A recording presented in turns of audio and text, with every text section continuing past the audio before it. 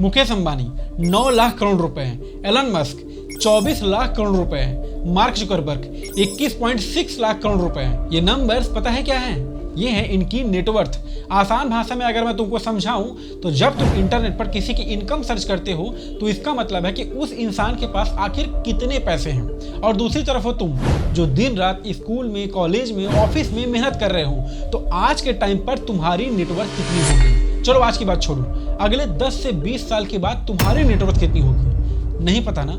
चलो मैं बताता हूँ। इन सब लोगों में ना एक चीज कॉमन है, ये सभी लोग ना एक स्कैम से निकलने में कामयाब हो गए हैं, जिसमें आज हर कोई एक स्टूडेंट और काम करने वाला फंस रहा है। अमीर और अमीर होता जा रहा है और गरीब होता जा रहा है। ये कोई एजुकेशनल स्कैम वाली वीडियोस नहीं है, लेकिन तुम्हें इस स्कैम के बारे में तब पता चलेगा जब तुम्हें जॉब करते करते 8 से 10 साल बीत जाएंगे। और अगर तुमको तब भी नहीं पता चलता तो तुम जिंदगी भर बैठकर सिर्फ यही सोचते रह जाओगे कि बचपन में तुमने जो अमीर बनने का सपना देखा था वो तुम्हारी किस्मत में था ही नहीं।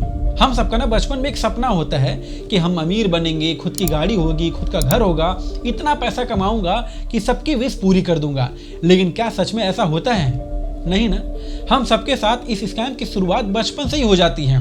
YouTube इस स्कैम वाली वीडियोस से भरा पड़ा है, जहां हमें ये बताया जाता है कि हमारा बचपन से ब्रेन वॉश कैसे किया जाता है। पर ये स्कैम एक खतरनाक रूप तब ले लेता है जब तुम कॉलेज या फिर ऑफिस में जाते हो, और धीरे धीरे ये कब स्टेज 2 में पहुंच जाता है ये तुमको या हम सभी को पता ही नहीं चलता। अब अगर तुम एक स्टूडेंट हो या फिर तुमने अभी कोई नई जॉब ज्वाइन की है ना, तो चलो मैं तुम्हें तुम्हारे फ्यूचर में लेके चलता हूँ। आप सोचो कि तुम अपने लाइफ के 10 से 12 साल स्कूल में बिता चुके हो, कॉलेज में तुम बहुत मेहनत कर रहे हो और बहुत ज्यादा ही प्रेशर हैंडल कर रहे हो, लेकिन क्यों?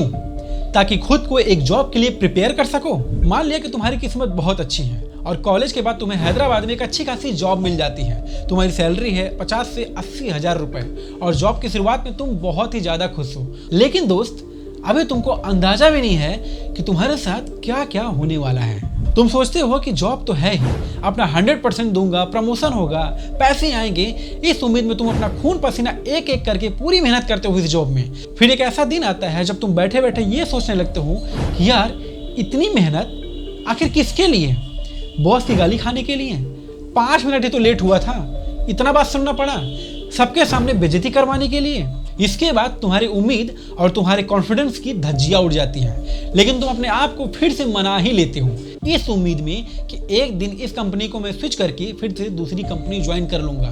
मतलब दूसरी कंपनी, दूसरा जॉब। क्या लगता है तुम्हें ये सब उस कंपनी में नहीं होगा? तुम्हें यह समझ में नहीं आता है कि तुम धीरे धीरे इस सिचुएशन में फंसते चले जा रहे हो और एक दिन तुमको ये रियलाइज हो जाता है कि नौकरी से कोई अमीर बन ही नहीं सकता है। और कुछ सालों बाद आ जाती है सबसे बड़ी रिस्पॉन्सिबिलिटी, यानी शादी और फिर बच्चे। अब जैसे तैसे तुम्हें अपना मन मार के काम तो करना ही पड़ेगा, लेकिन अब तुम अमीर नहीं बनना चाहते हो क्योंकि अब समय निकल चुका है। अब तुम अपनी मिडिल क्लास वाली लाइफ को मेंटेन करना चाहते हो, जॉब करके, किसी दूसरे का सपना पूरा करके, क्योंकि तुम्हारा अमीर बनने का सपना अब कभी भी पूरा नहीं होगा। एक ऐसा इंसान जिसके पास करोड़ों कमाने की ताकत थी, क्षमता थी, वह अब फंस चुका है। अब तुम यही सोच रहे होगे कि इस स्कैम में तो सभी फंसे हैं, लेकिन मैं अब इस स्कैम से बाहर कैसे निकलूं? एक कहावत तो आप लोगों ने सुनी होगी कि जब जागो तभी सवेरा। मैं तुमको यह नसीहत नहीं दूंगा कि तुम अपना जॉब छोड़ो, कॉलेज छोड़ो या फिर अपनी पढ़ाई छोड़ दो, क्योंकि ये सब एक बेवकूफ़ी होगी। लेकिन तुम्हें क्या पता है कि तुम्हारे रुकावट की सबसे बड़ी वजह क्या है? तुम्हारा खुद का मोबाइल फ़ोन। अब एक बात बताओ, तुम दिन भर में अपना कितना टाइम फ़ोन में स्पेंड करते हो? नहीं पता ना? सिर्फ सोचने से कि मैं बहुत ज़्यादा अमीर बन जाऊंगा या फिर मैं बहुत ज़्यादा पैसे कमाने लगूंगा, तो ये चीज़ ऐसे तो नहीं होने वाला है। उसके लिए करना पड़ता है। एक इंटरव्यू में जब एलन मस्क से पूछा गया कि तुम्हारे दिन भर का स्क्रीन टाइम कितना है, तो आप इमेजिन नहीं कर सकते हो कि कितना होगा। एलन मस्क एक ऐसा आदमी है जिसके ट्विटर पर 218 मिलियन से भी ज़्यादा फॉलोअर्स हैं। वो दिन भर में 4 बार ट्वीट करता है, न्यूरालिंक, स्पेस एक्स, टेस्ला जैसी कंपनी को हैंडल भी करता है। लेकिन हम उसके ट्विटर का नहीं बल्कि उसके मोबाइल स्क्रीन का टाइमिंग पूछ रहे हैं।